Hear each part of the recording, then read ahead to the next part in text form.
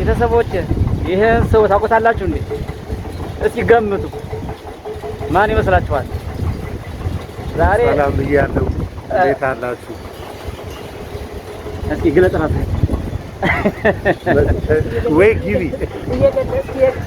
ግለጽ እስኪ። እኔ ዮናታን ይትባረክ እባላለሁ። ያው በቲክቶክ ስሜ ዮኒ የሰማዕቷ ልጅ የቤተ ሀጌ ሚዲያ መስራችን ባለቤትም ነኝ።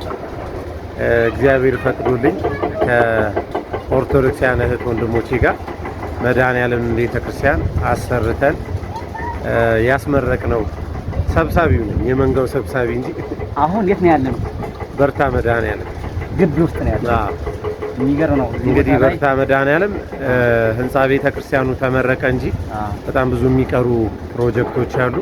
እንደ ሰንበት ትምህርት ቤት አዳራሽ፣ ቢሮዎች፣ ክርስትና ቤት እንደዚሁም ደግሞ ግብር ቤት ጭምር አልተሰራምና እነሱን ለመስራት ደግሞ አሁን ያው ግቢውን ለመጎብኘት መጥቼ ነው የተገናኘ ነው ካንተ ጋር። እንግዲህ የእግዚአብሔር ስራ ይገርማል። እኔ ዛሬ እዚህ ግቢ መጣት ሌላ ጉዳይ ነበር፣ እሱም በኋላ ታዩታላችሁ በቪዲዮ።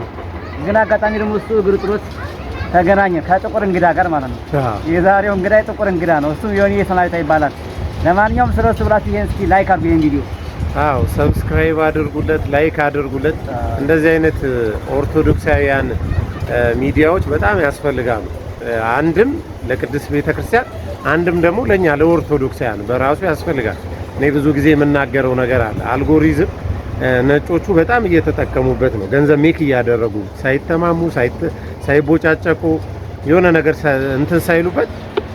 እንግዲህ ይሄንን ዩቲዩብ ነው የሚከፍልህ፣ አንተ ሰው አይደለም የሚከፍልህ፣ እኔ አይደለም የምከፍል። ይሄ ቪዲዮ በመታየቱ የሚከፍል ዩቲዩብ ነው። ሶ በጣም ቀላል ነገር ነው ማለት ነው። አንድ ሰው ገብቶ ያንተን የዩቲዩብ ቻናል ሰብስክራይብ ቢያደርግ፣ ላይክ ቢያደርግ፣ ቪዲዮውን ደግሞ ጨርሶ ቢያይ፣ አገር ውስጥ ያለ ሰው ደግሞ በቪፒኤን ቢያይ፣ አንደኛ አንተን ነገ ብትቸገር ወይም ደግሞ የሆነ መንፈሳዊ ፕሮጀክት ይዘህ መምጣት ብትፈልግ ሰዎች መጠየቅ መለመን አይጠበቅብህ። ኦልሬዲ ዩቲዩብ እየሰራ ነው። ዩቲዩብ ቆንጆ ክፍያ እየከፈለ ነው። ስለዚህ በዛ ሳፖርት ያደርገዋል ማለት ነው፣ በአንድም በተዘዋዋሪ መንገድ። ብዙ ሰው ያልገባው ይሄ ይመስለኛል። በዚህ አይነት መንገድ ሰውን መጥቀም እንደሚችል የተረዳውም የገባውም አልመሰለኝም። እና እንደው እኔን የምትወዱኝ ቲክቶክ ላይ ነው ብዙ ጊዜ የምታወቀው፣ ፌስቡክ ላይ ትንሽ ፌመስ ነኝ ብዬ አስባለሁና ሰብስክራይብ አድርጉለት፣ ላይክ አድርጉለት።